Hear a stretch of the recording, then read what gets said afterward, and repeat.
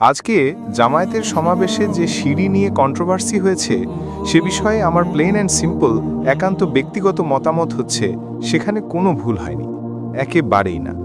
কারণ লাল সবুজ রং সিমিলার হলেই সেটা পতাকা হয়ে যায় না।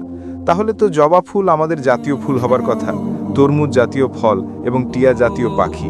তরমুজ কেটে কামড়ায় খাওয়া আর জবা ফুল ছিঁড়ে পূজা করা নিষিদ্ধ হতো, তাই না? তারপরও যদি কেউ সত্যিই মনে করেন যে এটা সামাজিক একটা রীতির মধ্যে পড়ে, যে আমাদের দেশের কেউ পায়ের নিচে লাল সবুজের কম্বিনেশনে কিছু করে না, তাহলে সেটার প্রতি সম্মান রাখাটা খুবই বেসিক নর্মের অংশ হওয়া উচিত।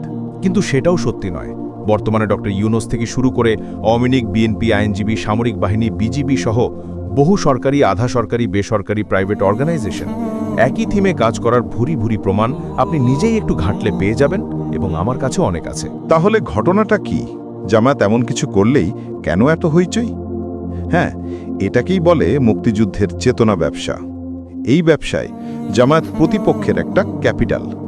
জামায়াত নামক ক্যাপিটাল ইনভেস্ট করে তারা কখনো ভোট আদায় করে, কখনো আর্থিক সুবিধা নেয়, কখনো আবার জঘন্য তাদেরই করা ক্রাইমের শাস্তি রিডিম করে। অথচ এই মুক্তিযুদ্ধ নামক লাভজনক ব্যবসার ইন্ডাস্ট্রি ঘুরিয়ে দিতেই জুলাই বিপ্লব হয়েছিল। মুক্তিযোদ্ধাকে তার সঠিক সম্মানের জায়গায় অধিষ্ঠিত করে আমাদের সবার একসাথে দেশ গড়ার কথা ছিল। অথচ জুলাইয়ের পরাজিত ফ্যাসিস্ট দল পালিয়ে গেলেও ফ্যাসিস্ট এনার্জি পলিটিক্যাল ইকোসিস্টেমে রেখে গেছে। আনফর্চুনেটলি এখন সেই এনার্জি বহন করছে বিএনপি। তাই তারা অযৌক্তিকভাবে এই কন্ট্রোভার্সি তৈরি করেছে, কিন্তু তাতে লাভ হয়নি। কেননা এই একই কাজ তারা বহুবার করেছে, অনেকবার।